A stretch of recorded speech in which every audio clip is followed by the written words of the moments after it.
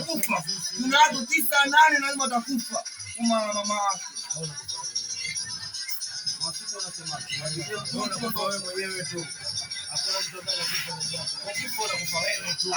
Sasa nyinyi mnakuja mnakula pombe mnashika mdele yangu sehemu za siri. Mama mnamshika hivi. Ndio na huyu kuma. Mbona kile kati mama kuja kwenye mji wake. Dada anakuwa. Ndio kama hizo. Ndio mwenyewe anakula mtungi zinamshika mtu sehemu moja. Soma leo mwanangu. Sasa huo kuma mshika mara moja. Wewe mbona kama hivyo? Hapa tuulize mrefu nimepata. Mimi wewe unanifili lakini mwenzako mimi. Mbona kula mtungi kwa mkao mkao mkusanani? Au unasemaje familia? Sema kuja unakula mtungi hapo umekaa hapo kwenye kibanda sana.